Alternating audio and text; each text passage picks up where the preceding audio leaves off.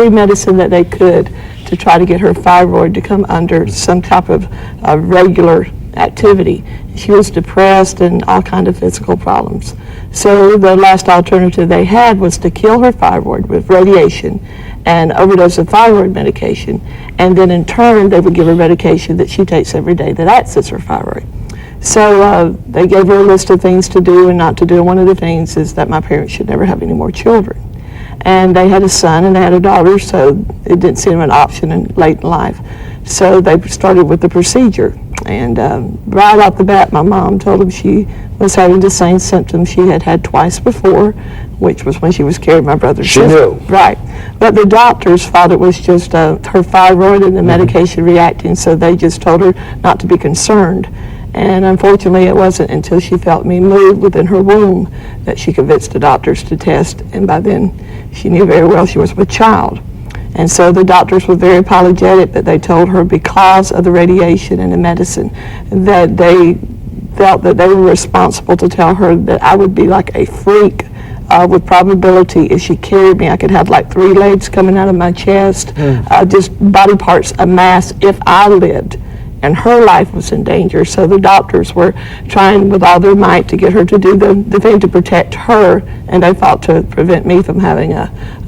well, with most people, that would have been enough for them to have an abortion. How come your parents did not? Well, my mom says, and this is a quote, she said something just spoke to her and said, don't, just don't do it, just go with it. And I'm thankful she did, and so my dad agreed to just take the chances, as they put it, and to go with it and see what happened. Okay, you were born. What was wrong with you from a medical viewpoint? Okay, when I was born on December 12th, 1961, actually premature, the doctors had already told them I could be a Down syndrome, crippled, blind. But what the doctors termed that I had what they call an elongated tongue. And that's just a big word to say that when I was born, my tongue was double in length, double in thickness, and double in width. It was the size of a 10-year-old. So you take a 6-pound, 7-ounce, 21-inch long baby and put a tongue the size of a 10-year-old. I was literally choking. I was just thinking that might have that effect. Right. And it was bigger than your mouth. Exactly. Almost. So the airflow was cut off. And so the doctors that night, they did everything that they knew to do. I was in no way abused, but they felt like that probably I would choke to death that first night. And so I started off with a very adventurous life. Yeah, you know what I've found out? Many times when someone has a strong call by God on their life, it's almost like the devil has a little insight and tries to kill them. Oh, I believe that wholeheartedly. And he usually attacks, I think, the area that's going to be instrumental to be used.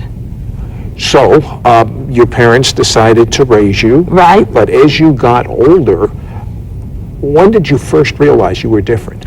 Well, I spent the first month in the hospital because the only way they could feed me was they had to put my head lower than the rest of my body, so the weight of the tongue would go to feed me with a medicine dropper. But I don't remember any of that, but I remember being raised, and everyone else in my household, their tongue went into their mouth. Nobody else drooled all the time, and my speech was, I talked kind of like this, very thick. I had a very bad speech impediment. I'm amazed that you were able to talk at all from what you've described. But I had a way of communicating with that then. Now, did your tongue just hang out all the time? Right. As a child, when I was relaxed, and of course, I was not self-conscious of my appearance. We had pictures of me when I was a baby, and it was just relaxed, hanging out of the mouth, just all the time. But when I got about 5 years of age, I became self-conscious of my difference with my friends. And so my parents taught me to learn to take the tongue with my fingers, and I could kind of put it in my mouth behind my teeth. And when I did that, it looked like I had like a swollen jaws, like a pooched up, but at least it wasn't there for everybody to see. Did other children torment you? As I got older, about 5 years age, I think kids had to be taught to be prejudiced about anything different. At that age, we were still pretty innocent. But I began to notice that when we would go into a department store, adults sometimes could be insensitive, staring and looking. And so, nobody had to tell me I was different. I had a mirror, I knew that, but I began to feel the looks and the stares. How did you adjust to this is the way I'm going to be my whole life? Well, I really think the Lord was with me. I may not have made the right choices, but I overcompensated by trying to feel sorry for everybody else. In my mind, it got twisted that I made other people uncomfortable. If you and I were in public, I would feel for you that because of being with me, people were staring at you. So I tried to cover it up with humor, tried to be what everybody else wanted me to be, you know. In fact, I almost lost my own identity by, I would like your favorite color, I would like your favorite TV show, so overcompensated. But medically, could they just do some surgery? And nobody ever approached us. And I don't know if it was new, I don't know if it was so controversial, because as a child, nobody, you know, ever approached my family about corrective surgery. Now, they did as I got about 7 and 8. They pulled 9 teeth, nothing wrong with the teeth in the mouth, because the tongue grew as I grew. So they had to remove something, so they pulled 9 teeth, and then they came up with an apparatus. It was not braces, but it was a metal bar that they put across the teeth that were secured like braces, because the tongue being a muscle, it was pushing those teeth out. So they put pressure against pressure, and I tried to use that as an excuse of why I didn't talk plain, but I think everybody knew the truth. now, when you caused your tongue to go inside of your mouth so people wouldn't stare, did it cause your cheeks to... Oh, yeah. So you still would look bad? Right, I looked like I had the mumps or a toothache, a swollen face, but it kept it from drooling. It kept from people staring and being able to see it. So I took the lesser of the two evils. But then when you got a little older, a surgeon wanted to jam the tongue inside of her. Her mouth would be puffed out, and she obviously, you couldn't speak too well as you spoke with an impediment. And then a doctor offered to give you surgery, and you had your first glimmer of hope. You don't have to be like this your whole life, but there was a catch. What was it? Well, when I was 17 years of age, about to approach my senior year in high school, looking at my future now, school was really like a haven of rest, but I'd never thought about how this is going to affect my future. Marrying, you know, all the normal things you think of. And so we went to get this metal bar tightened, and there was an oral surgeon who was looking for odd birth defects. And he came across my file, and he approached my father and I and told us he could do 7 to 9 operations, which would consist of breaking every bone in my face, reconstructing the face.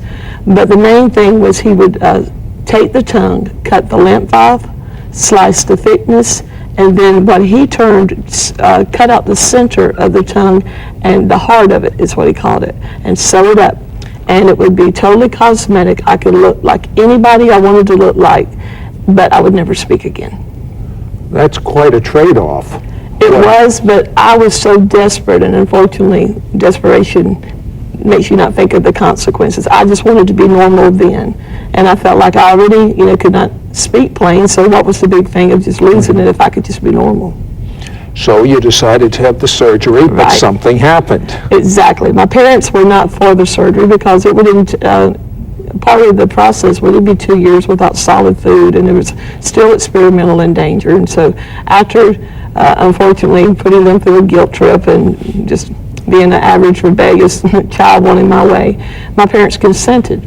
And about the same time they consented, my friend in high school went to church, and she asked the Lord into her heart, and there was such a change in her that I went to church with her. And I began to see things that I'd never seen before, and a peace in her life.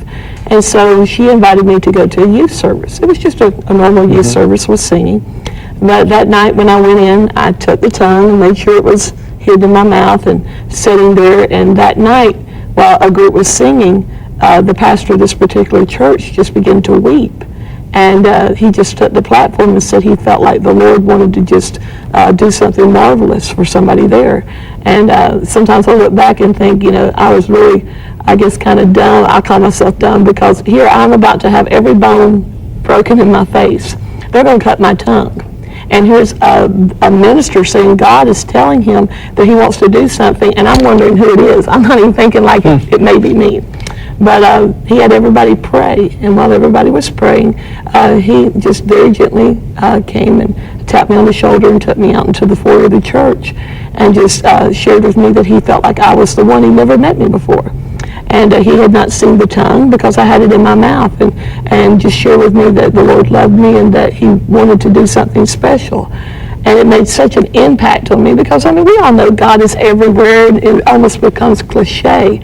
But to realize he knew who I was, singled me out just because I'd had my mindset he was against me. This was God's way of just playing with people's lives. And so I opened my mouth, and this minister saw the tongue, and I was weeping by then because I was moved by, his willingness to come. And I wrote down about the surgery, and he began to share with me God's promises concerning healing. And what about something called faith? Did it start growing? It did. It actually did. I'll never forget, I'd had a Bible in my home all my life, read it. But when he began to show me specific promises that dealt with specific needs in my life, it was just like it leapt off the page. It was no longer hard to understand. And I really understand why it says faith comes by hearing, because as he began to read and show me something just like, yes, this is more than just a routine, repetitious, let's just go to these services. It became alive in me. And so that night, he asked me, could they anoint me with oil? And I'd never seen anybody anointed with oil. I didn't know if it was salad oil, monk oil. I mean, I did not know. But I had a hope, and I was going with that hope. And so they prayed with me, and that night, nothing happened in the natural. Nothing happened to my tongue, no manifestation. But it was just like a peace within me that I had a hope. And so I go back and tell my parents that I have decided not to have the surgery. And my dad said, well, you have a responsibility to talk to the doctor. And so I went and shared with the doctor what happened. And he was very concerned that I was just not reacting to an emotional moment, and, very diplomatic, but very upfront with me that it was my life I had to live. These other people didn't have to walk in my shoes. They loved me, and it was good, but I needed to really consider it. And so it was a decision time. And in that moment, my tongue went just as hot as if you had taken a coal off of a grill and put it in my mouth. It wasn't a warm feeling. Did it hurt? Oh, it hurt. I mean, I was thinking, in all honesty, if I open my mouth, smoke is going to come out. And I'm thinking, what is going on in my mouth? You've been praying for a healing, exactly. And now it's happening, and you're wondering the what last thing, exactly, because I guess I had God in a little box on how he had to do it. And it got so warm that I thought, I've got to open my mouth. But there was the embarrassment of opening my mouth, what people would think. But after a little bit, I didn't care what the other people thought. I had to open my mouth. And so when I opened my mouth, there was no smoke, but the tongue was just like vibrating. And all kinds of things went through my mind. What is going on? Because, I mean, this is attached to me. I'm not in control of it and what's going on. And in my mind, I'm trying to So your tongue was hanging out of your mouth. Yeah, oh yeah. And it's vibrating, right. And it's on fire. Exactly. Outside of that, everything's fine. Right. And it's like, in my mind, I thought, I didn't think it could get worse. But it seemed to. And I think sometimes... Were you worried that people were watching you? Oh, yeah. I mean, my pride was right up there, are they going to laugh at me? And I couldn't make it stop. And so she finished the prayer, so I sat down, and with my hand, I was trying to just keep the tongue steady. And in my mind, I'm thinking, okay, I've canceled surgery. I don't know what kind of denomination I am. I can't make it go back in my mouth because it was hard enough with a large tongue, but now one that's burning and one that's vibrating, what am I going to do? And so she prayed for some different people, and she said, well, if there's nothing else, we'll go. And I'd always been kind of a timid person. At that moment, I said, oh, no, before we leave, my tongue. And she just looked at me with, this is not some grand, super name that we know. She just looked at me with a confidence, and she said, tonight's your night. And I remember thinking, tonight, because it was when I least expected. And so she asked me to come back up there. She said, I'm not going to lay hands on you. The Bible says lay hands on the sick, and you and the word have caught up. And so she said to raise your hands, and in order to raise my hands, I had to let go. And I think there was a principle in that. Sometimes we want God to take things, but when it starts doing things we don't want to know, we want to hold on to it because how's it going to look? Yeah, but what happened to your tongue? Well, when I raised my hand, she looked at me and she said, in the name of Jesus, I command that tongue to line up with the way the Lord created it and the string to be loosed. And by now the tongue just, at the name of Jesus, it just laid back down to its normal relaxed state. And I remember thinking, I cannot make this happen. I cannot fake it. My flesh is thinking, I can't. My mind is thinking, the doctor was going to do 7 to 9 surgeries. And I just stood there with my hands up in obedience to what she had told me. And in a few minutes, I felt a little movement. And I'm thinking, okay, I probably just tilted my head. You know, you stand long enough, you're liable to do that. And then I felt a little more movement. And within 10 minutes, this tongue that you've heard me talk went over my lip. And God has supernaturally healed me. What'd you feel at that precise moment? I wanted to cry. I wanted to faint. I wanted to laugh. I mean, it was just, in fact, it felt so small. I thought God had healed it too much. I thought I was going to swallow it because I had never felt, it's not like something that was swollen. This is something from all my life I had felt the weight of that tongue. Can I ask you to do something? Yeah. You might be offended. Would you stick your tongue out? Yeah. It looks normal to me. It is normal. I went back home, went to the doctor. What's your